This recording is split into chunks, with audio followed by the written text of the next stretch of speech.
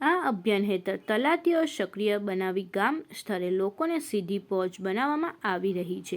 તલાટીઓ દ્વારા ઘરે ઘરે જઈને વેરાના માંગના બિલ મોકલી આપવામાં આવ્યા છે. આ ઉપરાંત ડોર ટુ ડોર ટેમ્પોનો એનાઉન્સમેન્ટ કરીને પણ લોકોને સમયસર વેરો ભરવા અપીલ કરવામાં આવી રહી છે. વેરાની મળતી આવક ગામોના રસ્તા પર પીવાનું પાણી, સ્વચ્છતા અને અન્ય આધારભૂત સુવિધાઓના વિકાસ માટે અત્યંત મહત્વપૂર્ણ બની રહે છે. આ ભડોળ સુધી ગ્રામીણ કલ્યાણ અને માળખાકીય સુવિધાનો સુધારામાં ફાળો આપે છે. આ અંગે નંદેલાવ ગ્રામ પંચાયતના તલાટી કર્મ મંત્રી નેસ પટેલે જણાવ્યું કે પંચાયત દ્વારા વેરા વસૂલાત માટે વિશેષ પ્રયત્નો હાથ ધરવામાં આવ્યા છે. માંગના નોટિસો પાઠવી તેમજ ઘરે ઘરે જઈ લોકોને વેરા ભરવા માટે અપીલ કરવામાં આવી રહી છે. નંદેલાવ પંચાયતમાં અત્યાર સુધીમાં લગભગ 80% વેરા વસૂલાત ચૂક્યો છે.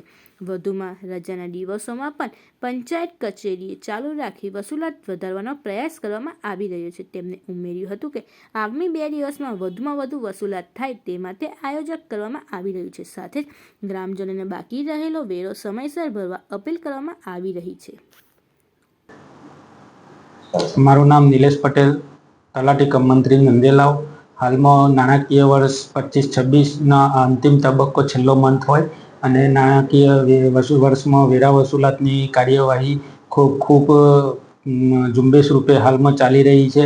જિલ્લા પંચાયત તથા તાલુકા પંચાયત તરફથી મળેલ સૂચના મુજબ કે રજાના દિવસ અને જાહેર તહેવારના દિવસે પણ કચેરી ચાલુ રાખી વેરા વસૂલાત ઝુંબેશ કરવાની છે અને તેના ભાગરૂપે નંદેલાવ ગ્રામ પંચાયત દ્વારા ડોર ટુ ડોરના કચરાના ટેમ્પા મારફતે જાહેરાત કરી તથા ઘરે ઘરે 100% માગણા બિલ પહોંચાડી વેરા વસૂલાત કરવામાં આવી રહી છે અને મિલકત ધારકો દ્વારા સ્વયંભૂ પણ ગ્રામ પંચાયતમાં આવી કચેરીમાં વેરો ભરે છે. હાલમાં નંદેલાવ ગ્રામ પંચાયતની 80% ઉપર જેવી વસૂલાત થઈ ચૂકી છે.